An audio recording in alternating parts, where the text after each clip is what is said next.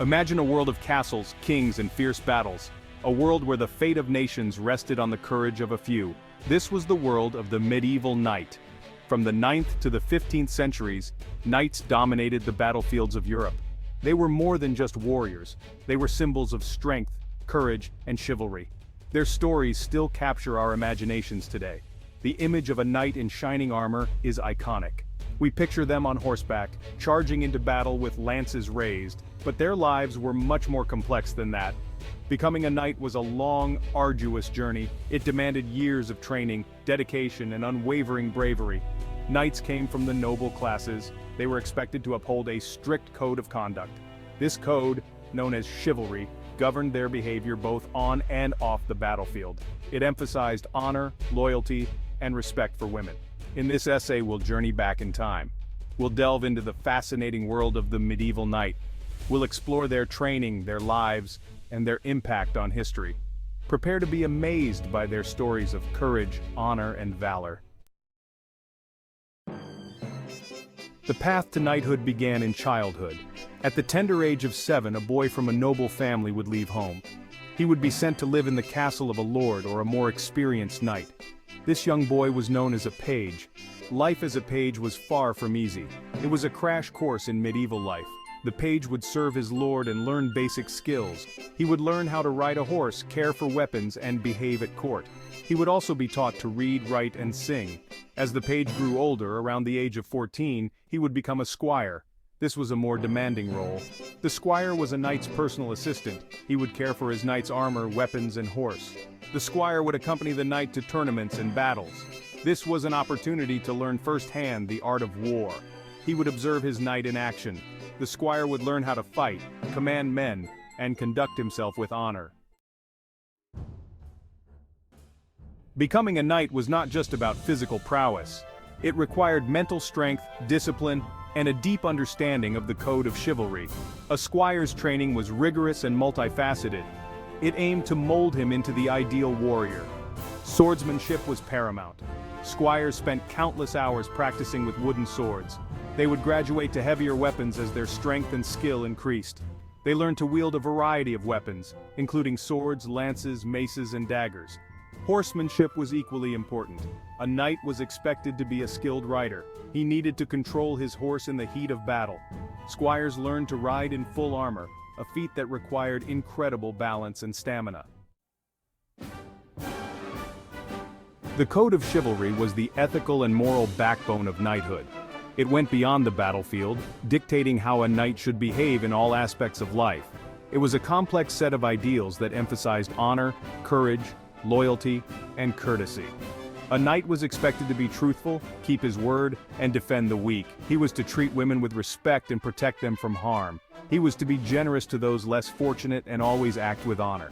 Chivalry wasn't just about personal conduct. It also extended to a knight's duties to his lord, his king, and his god. A knight was expected to be loyal to his superiors. He had to follow orders and fight bravely in their name. He was also expected to be a devout Christian. The knight had to defend the church and its teachings. The code of chivalry, while idealistic, wasn't always followed to the letter. Medieval history is full of examples of knights who fell short of these high standards. However, the code served as a powerful ideal. It shaped the conduct and aspirations of generations of knights. Section 5. A knight's daily life, between war and peace.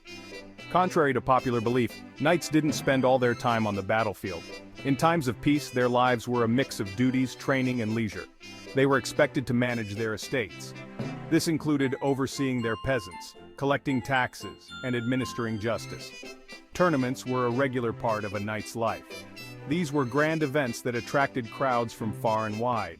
Knights would compete against each other in various events, including jousting, archery, and melee combat. Tournaments were a chance for knights to display their skills, win glory, and earn prizes. They were also a valuable training ground for warfare, allowing knights to test their skills in a relatively controlled environment. Section 6. Armor and weaponry, tools of the trade. A knight's armor was his most prized possession. It was a marvel of medieval craftsmanship, offering protection from the deadliest weapons of the time. Over the centuries, armor evolved significantly. It ranged from simple chainmail to full plate armor that covered the knight from head to toe. Chainmail, made from interlocking metal rings, was common in the early medieval period. It provided good protection against slashing attacks but was less effective against piercing weapons like lances. Plate armor, developed later, offered superior protection. It was made from plates of steel shaped to fit the knight's body. It was heavy and cumbersome, but it could withstand tremendous force. A knight's weapons were just as important as his armor.